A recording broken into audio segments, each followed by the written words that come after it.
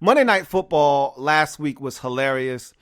First and foremost, I took a big, fat, nasty L. I deserved it. Every bit and part of that L, I needed to take it. That was some serious crow there that I had to eat, because on this program, I said the Jets were going to win. And then I doubled down again saying that the Jets were going to win, and they didn't. It was bad. It was really bad. And it was never even in doubt. I mean, the first drive of the game took the heart of the Jets, and then the defense proceeded to just tear Sam Darnold to shreds. And there were some things that came from that game that I want to talk about before we get into anything. And so let's start there. I said this on my show after the game was over, or actually I went live during the game because it was a blowout. By the time we got to the third quarter, the game was no longer in doubt, and the Patriots were just pretty much on cruise control at that point. And Sam Darnold was mic'd up. And I must say, let me say this first before I even get into what I'm about to get into. I deserved that L, as I mentioned before, but I drunk the Kool-Aid from the week previous. That, you know, the Jets got Sam Darnold back, and they had just beaten the Cowboys, and I let that bleed over into week 7. But what I needed to remind myself of is that those were the Cowboys, and these are the New England Patriots, and the two are not one and the same. You know, the Cowboys are capable of losing to a team they have no business losing to. Meanwhile, the Patriots never lose to a team that they have no business losing to. It's just not what they do. Okay, so with that out of the way, Sam Darnold was mic'd up. And one of the things he said on the mic, and there's enough blame to go around for everyone in this situation, but on the mic, you could hear him saying after his second interception, "I'm seeing ghosts." And so, you know, ESPN ran with that audio, and obviously guys are mic'd up, and generally they know, you know, that they're mic'd up. They're cognizant of it. And they don't say anything crazy on the mic, okay? Anybody that's mic'd up knows they're mic'd up, obviously. It's not like ESPN is micing these guys up secretly. But sometimes you get guys trying to get other guys to say something reckless, but they always tell their teammates, "Hey, guy, I'm mic'd up." And then they try to get them to say something crazy on camera, on the mic. And guys usually are like, "Man, get out of here. I'm not saying anything crazy because I know you got the mic on." But Sam Darnold, in the midst of getting his ass torn to shreds by that Patriots defense, I don't think he thought about what he was saying. He just was in the moment, and he had thrown another interception. The game was getting away from them, and he was seeing ghosts. He was struggling. He was antsy in the pocket. He was throwing off his back foot, which was leading to some errant throws that were getting picked off. And he said, "I'm seeing ghosts." And ESPN ran with that audio. And I said in the moment as I was watching the game, and then I later came on the show and said, why would he say that? So some of the blame does go to Sam Darnold for making that statement, even if you're thinking that you can't say that out loud, not while you're mic'd up. Now, ESPN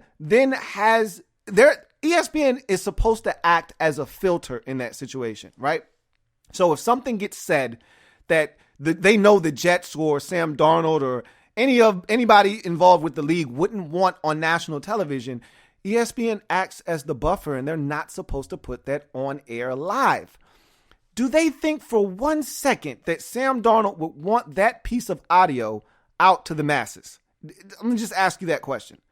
And so after the game, Adam Gase and Le'Veon Bell both came to the defense of Sam Darnold. Le'Veon Bell said something to the effect of, you know, ESPN did Sammy wrong. You know, they had no business putting that audio out there. And then Adam Gase came down pretty hard on them, saying they were out of line for that. And what's going to end up happening because of this situation is you're going to get less and less guys wanting to be mic'd up.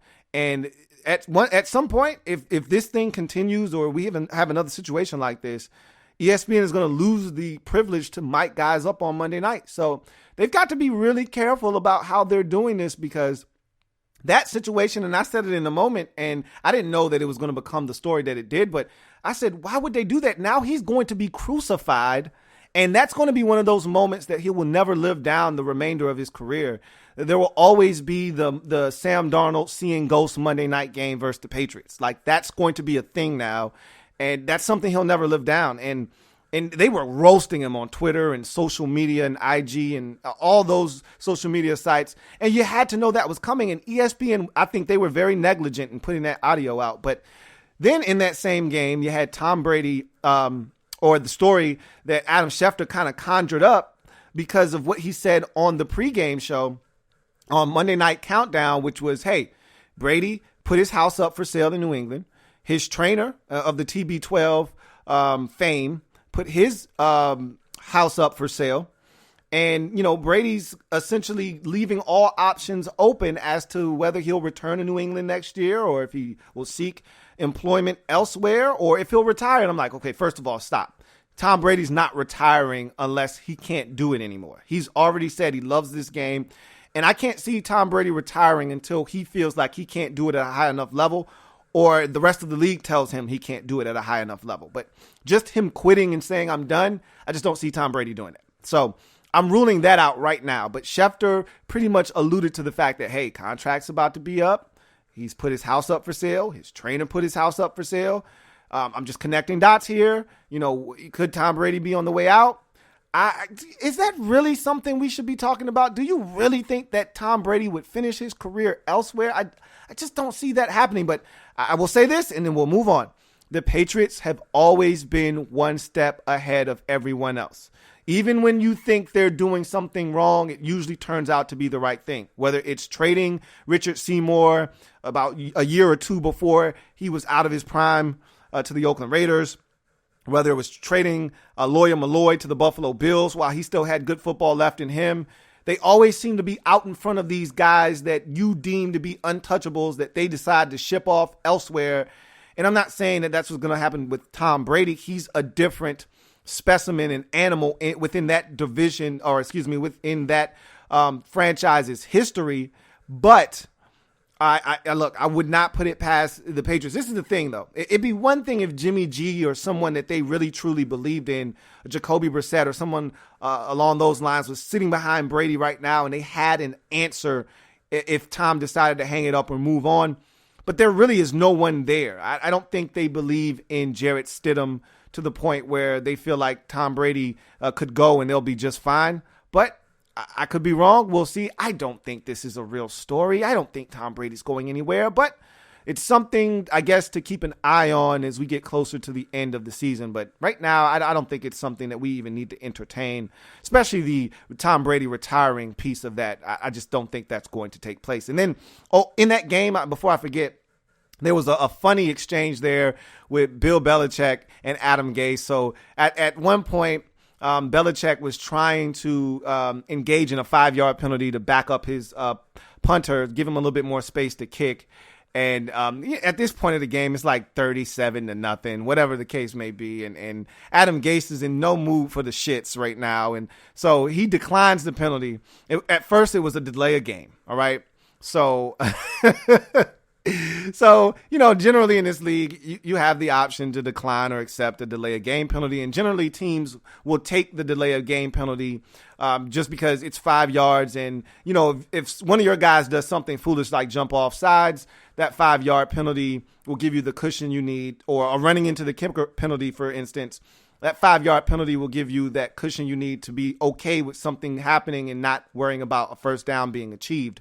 But in this particular instance, Adam Gase was like, nah, I'm not giving him the satisfaction of backing up his team 5 yards and giving his punter more space to punt the football and pin me deep in my own territory. So he declines the penalty. So Bill Belichick then has his offensive lineman false start on purpose so that they will get a 5-yard penalty. And Adam Gase then declines that as well. And on the sidelines, you could see Bill Belichick with a smirk on his face, kind of laughing at Adam Gase as if he was saying, really, dude, are we doing this? Because I could go tit for tat with you all night long if you want to do this. We can do this if you want to do this.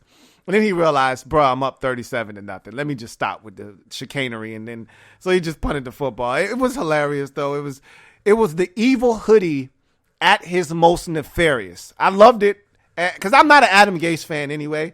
So I had no problems with him doing that to Adam Gase. But want to hear more of this and other Louie T Network podcast episodes? Click the link below. Louie. LT Network.